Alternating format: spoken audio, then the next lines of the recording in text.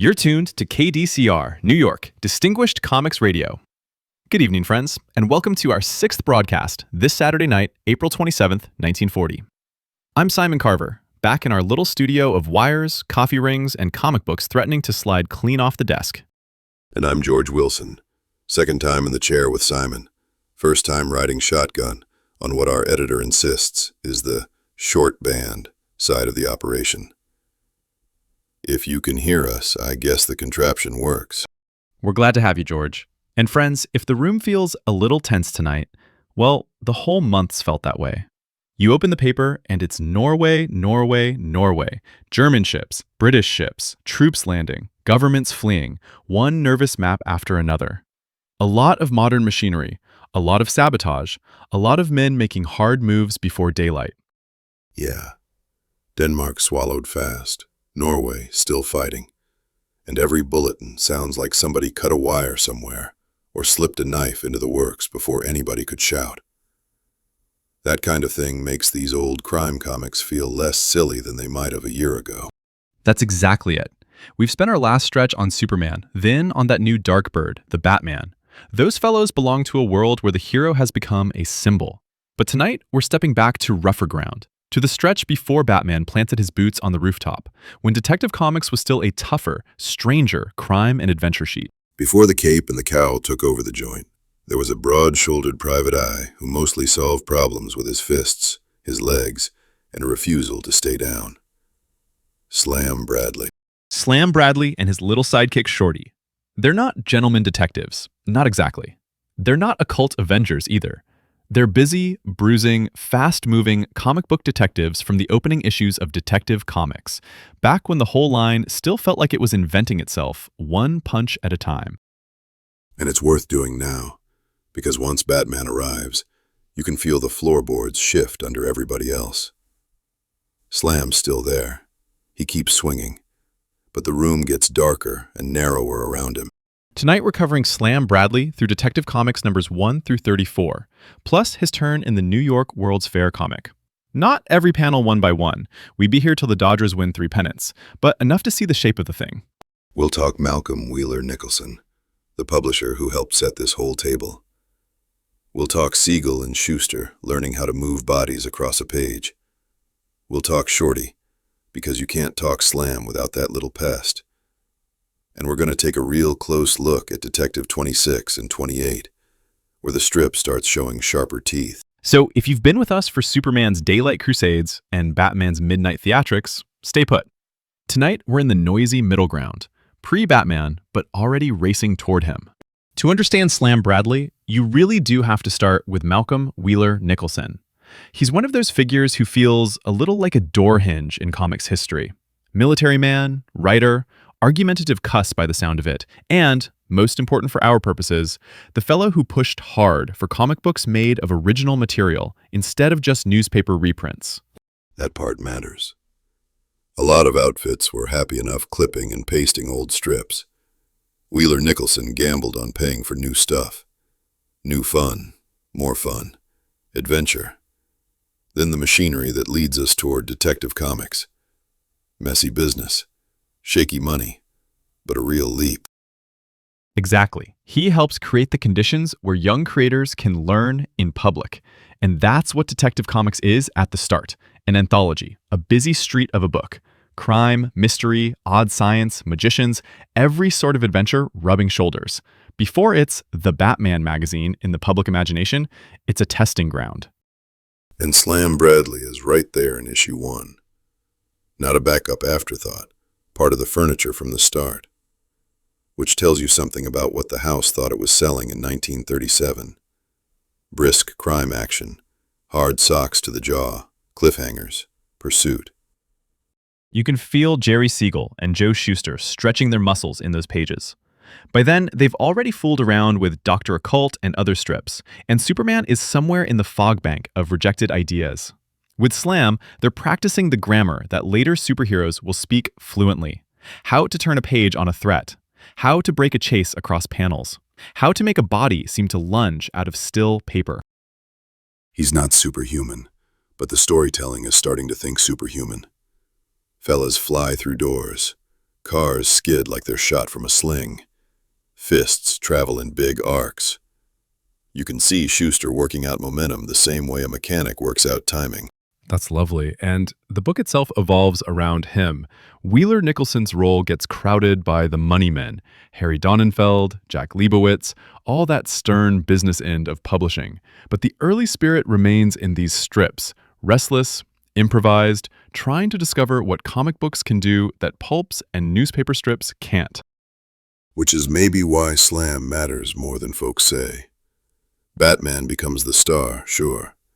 But before Batman teaches Detective Comics how to brood, Slam helps teach it how to move. Beautifully put. And I suppose that's one reason I've always got a soft spot for these beginnings. They're rough, yes, sometimes clumsy, sometimes offensive in the blind, error-bound ways of the time. But they're alive. You can hear the company inventing its own heartbeat. So who is Slam Bradley when he first bursts onto the page? He's a private detective, but not the drawing room sort. He's square-jawed, black-haired, broad as a door, always half a second from throwing somebody through a window. And Shorty's right there beside him, little bald rascal, comic relief, panic button, and bait all at once.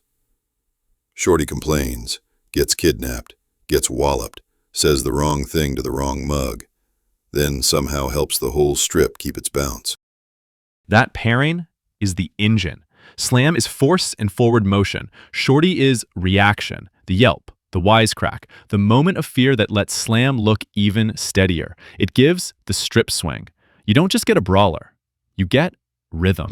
And the stories go wider than you'd expect from private detective. Sure, there's city crime, kidnappers, gangsters, murder rackets. But there's also globe-trotting nonsense, mad inventions, mountain hideouts, weird cult business, circus stuff, school stuff, movie studios, and enough hidden passages to bankrupt a carpenter. That's the charm. Slam lives in a comic book America, where 1 month a case starts in a rooming house, and the next it ends in Mexico, Hollywood, Hawaii, or some invented death trap with trapdoors and poison. The detectives don't so much solve mysteries as hurl themselves through them. We should say plain. Some of the material carries ugly period baggage. Ethnic caricatures, racial shorthand, women often shoved toward danger so the fellas can react. That's in the woodwork of our era, and it's there here. No sense pretending otherwise. This is KDCR New York, signing off. Good night, friends. And this is George Wilson, saying good night. Keep your chin up, and watch the dark corners. For Distinguished Comics Radio, this is Simon Carver in New York, thanking you for spending another evening with us among the cheap paper wonders.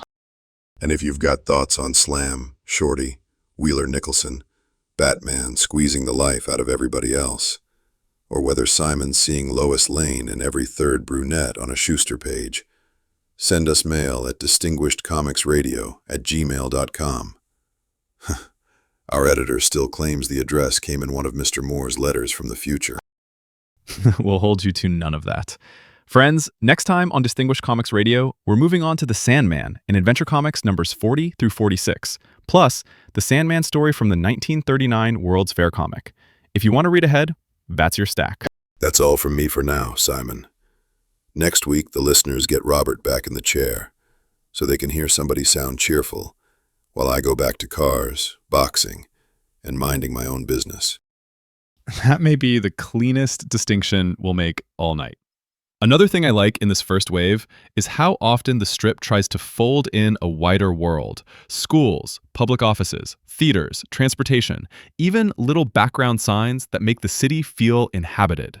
I might be wrong on this, but in one of those early Cleveland-flavored bits, I swear there's the whiff of a private joke in a storefront sign. Exactly the kind of thing young creators slip into the wallpaper when nobody's looking. Then compare him to Batman. Batman wants the crook to feel dread before the punch lands. Slam doesn't care what the crook feels. He just wants him caught before supper. And compare him to Doctor Occult for a second. Occult moves through mystery by shadows, secret signs, weird atmosphere. Slam moves through daylight, noise, furniture breaking, men shouting.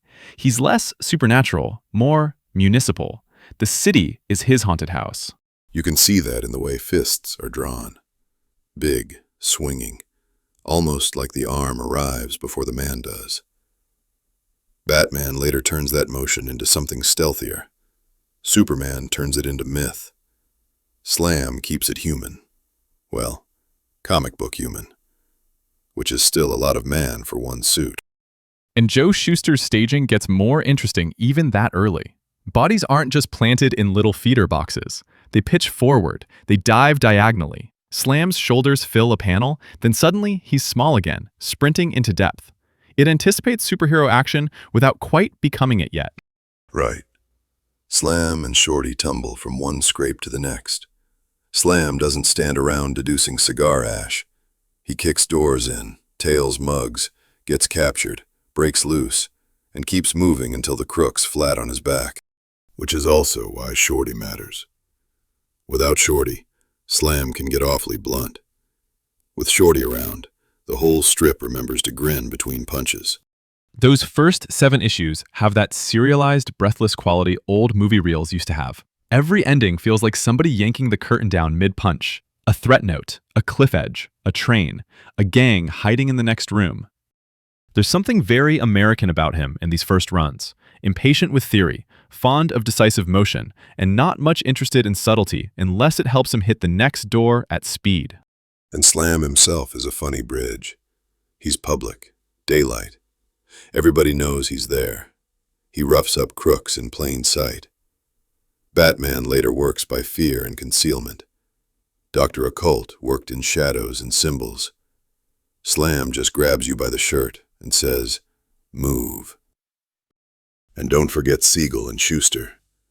Before they were reshaping the planet with Superman, they were here learning how to build a cliffhanger, how to make a punch travel, how to let one panel shove the next panel out of the way. That schooling counts. Compared to Dr. Occult, he's the other proto-hero path. Occult goes toward mystery, symbols, the hidden.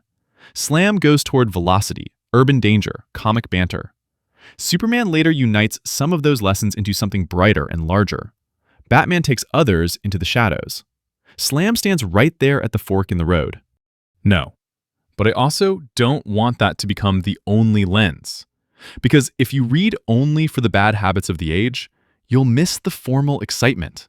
Siegel and Shuster trying out velocity, trying out serial hooks, trying out how comedy and peril can share the same page.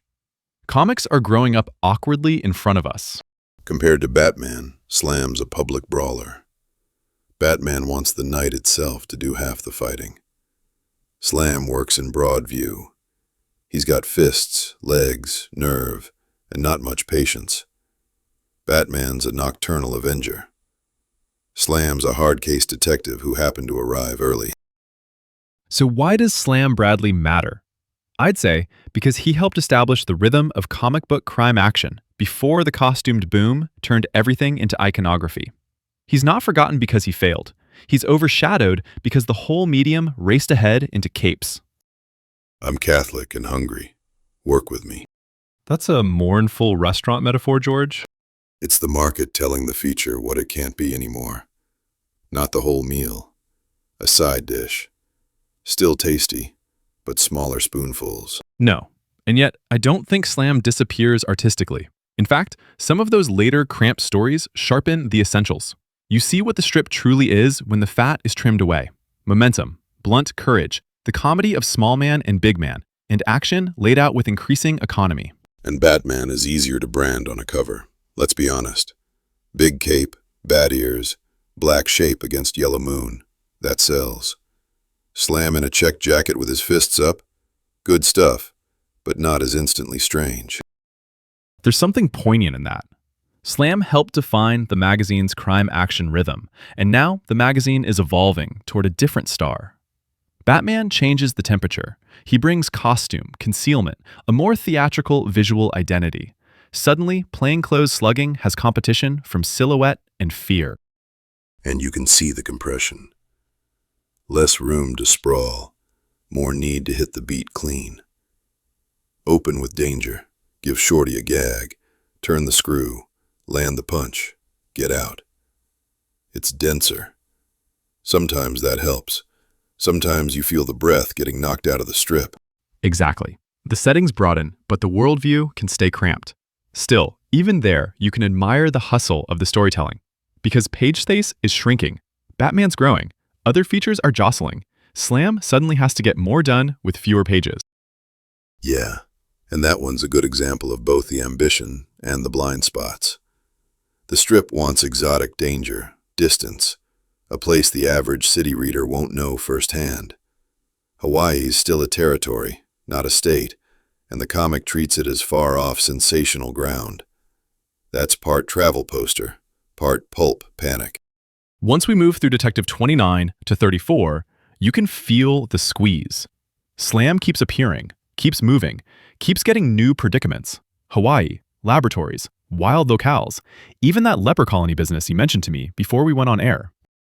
Which is part of the delight. These aren't separate kingdoms yet. They're neighboring streets. Slam runs through one, Superman through another, Batman's just starting to claim the rooftops overhead. Makes sense. Same young creators, same publisher ecosystem, same deadlines. You draw enough startled blonde boys and determined dark-haired women, they start to become cousins. And visually, those fair pages throw off echoes of later DC storytelling. Great curves, giant structures, broad ramps, spectacle backgrounds that dwarf the human figures. I even caught a few faces and stances that feel awfully close to the early Superman era. Same visual family, same shop habits. Slam at the fair makes sense because he was always half city roughneck, half tourist in modernity. He'd wander into a new machine, a model city, a future exhibit. And his first question would be whether some heel was using it for a racket. And then there's the New York World's Fair material, which is just catnip for a fellow like me. That fair, Trilon, Perisphere, World of Tomorrow, all that polished promise, fits National's early ambition perfectly. These books wanted to look modern, fast, electric. A little cheap in paper, sure, but grand in appetite. It also helps that Shuster's compositions are bolder there. Figures occupy space like they mean it. Cars are shaped with more snap. The eye travels right across the page without getting snagged on too much caption clutter. Yes, and it arrives right around the moment Batman first appears in the same book. You can practically hear the editorial room saying, "Faster now, cleaner now, make the cover pop." Slam hasn't lost his strip's identity, but the competition in the same issue is suddenly fiercer. That's the one with the ride, the chase, the sense of moving parts all over the page. The panels are cleaner about cause and effect. You know where the crook went, where Slam cut him off, where Shorty's about to get beaned.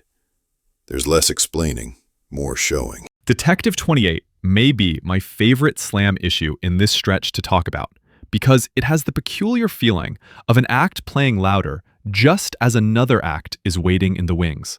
The pacing is sharper, the visual storytelling stronger, and the whole strip feels aware that the magazine around it is changing. That's comic books, Simon. Good sloppiness, bad energy, fast feet. That's exactly why I wanted to linger here. Issue 26 shows the strip maturing on the page. You can feel the creators getting faster without becoming sloppier. Or maybe sloppier in only the fun ways. And it's maybe the best answer to folks who think Slam's just a prehistoric Batman without the mask. No, Batman would turn that same material into fear, shadows, hidden entrances. Slam turns it into pursuit. He's out in the open, reading the lay of the room, trying to beat the crook to the machinery before the whole setup blows. There's also a tonal hardness in 26 that I appreciate. It doesn't feel dreamy. It feels industrial, nervous, as if the city could genuinely go wrong if the wrong man puts his hand on the right switch. That's very modern storytelling in its own pulpish way. And Shorty's still useful, not just decoration.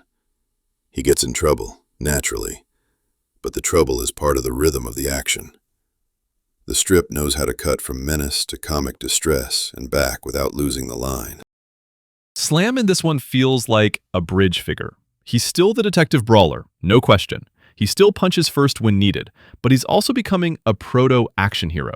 Less static, more acrobatic, better integrated with machines, stairs, rooftops, shafts, urban space. Yeah, and there's a nice mechanical clarity to it. We understand where the danger sits. We understand who's trying to reach it first. Shuster's not just decorating the panels anymore. He's engineering them. One panel narrows the throat. Next panel opens it wide. Then bang, somebody's through a door. The suspense is built page to page with more confidence than those earliest installments. You get looming panels of equipment, close views of hands and controls, then sudden drops into motion, stairs, doorways, street chases, bodies lunging at angles. Vertical space matters here. A character doesn't merely run, he seems to fall through the page toward the next problem. And inside, Slam's chasing a case full of sabotage, signals, switches, and bad timing. It's less gangsters in a room and more what happens when somebody gets hold of the nerves of the city. That hits different in April 1940, with every other headline about transport, ports, wires, engines. Now let's plant our feet in Detective Comics number 26, because this one really does feel like a late-run leap forward. The cover already tells the tale. Police officer at a control board, shadows behind him, the machinery of the modern city right there under threat. And by the end of those first 7, you know the formula. But it hasn't gone stale. It's still got that dangerous, homemade feeling. Yes, that's it. You occasionally catch visual cousins of later Superman figures. A certain dark-haired heroine, a certain kind of startled thug, a bold, barrel-chested pose. It's all still mixing in the bowl. Wouldn't surprise me. These are kids making comics in a hurry. They'd borrow what they knew, neighborhood rhythms, real shop names, people they'd seen. Same thing later when a face in a crowd suddenly feels an awful lot like Lois Lane, before Lois Lane's even everywhere. It surely does. And Shorty counts too. That little pest gives the strip its comic music. Without Shorty, Slam is a machine. With him, he's a performance.